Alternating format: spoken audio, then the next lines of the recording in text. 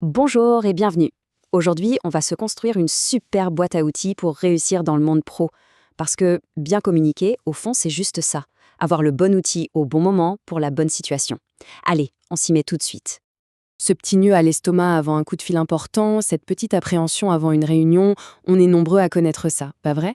L'idée ici, c'est justement de transformer cette petite anxiété en confiance, grâce à des méthodes toutes simples pour mieux gérer ces moments.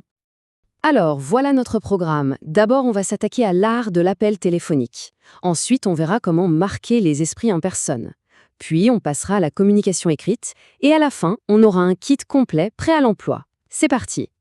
Premier outil qu'on sort de la boîte, le téléphone. Oui, même à l'heure du tout numérique, ça reste un contact hyper direct, très personnel. Et savoir bien s'en servir, croyez-moi, ça peut absolument tout changer. D'abord, il faut bien faire la différence entre deux situations. Les appels qu'on reçoit, où il faut être réactif, et les appels qu'on passe, où là, il faut être proactif. Ce sont deux exercices complètement différents, et pour chacun, il y a une méthode qui fonctionne. Justement, pour gérer les appels qu'on reçoit, il y a un petit moyen mnémotechnique qui est juste génial, la méthode CRC. C'est une structure super simple pour être sûr de ne rien oublier et de rester pro quoi qu'il arrive. Alors, CERC, ça veut dire quoi? C pour contact, on décroche vite, on se présente. E pour écoute, là c'est la phase clé, on pose des questions, on reformule pour être sûr d'avoir bien compris. R pour réponse, on donne la solution, on transfère ou on prend un message clair. Et enfin, C pour conclusion. On résume ce qui a été dit, on remercie et on raccroche poliment. C'est simple, c'est carré, c'est efficace. Ok, passons maintenant à l'autre cas de figure, les appels sortants, ce que l'on passe. Pour être sûr d'être clair et d'atteindre son but, l'outil parfait, c'est la méthode CROC. La logique de CROC est tout aussi simple. C pour contact, on crée une connexion, on est pro mais chaleureux. R pour raison, on dit tout de suite pourquoi on appelle, pas de suspense inutile. O pour objectif, on explique ce qu'on attend de cet appel, ça donne une direction claire à la conversation. Et C pour conclusion, on résume les points importants et on se met d'accord sur la suite. Avec ça, chaque appel est préparé, et donc beaucoup plus percutant. Le téléphone, c'est dans la boîte. On passe maintenant au niveau supérieur, la communication en face à face. Et là, il y a bien plus que les mots qui comptent.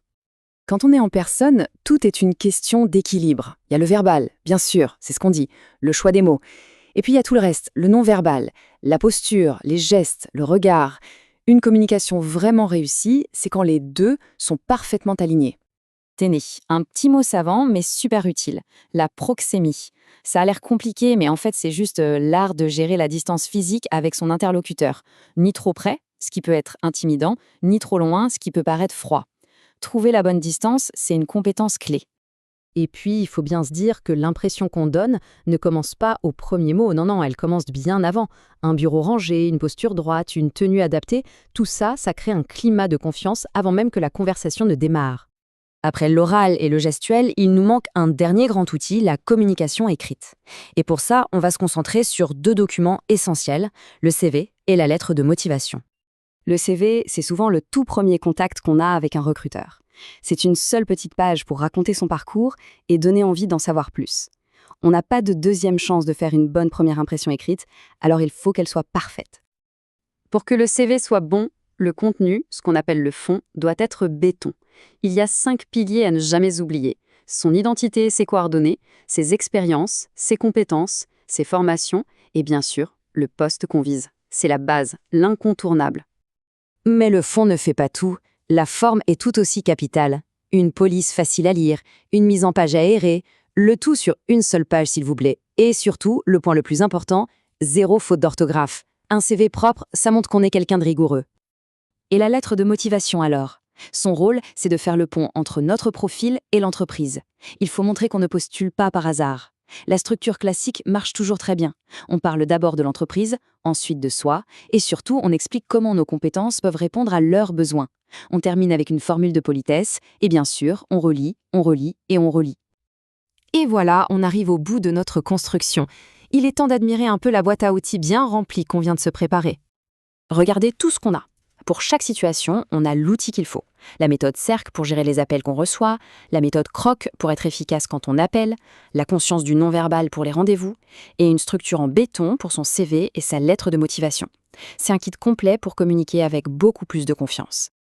La question, maintenant, c'est de savoir par où commencer. Parmi tous ces outils, lequel a le plus besoin d'être affûté en premier?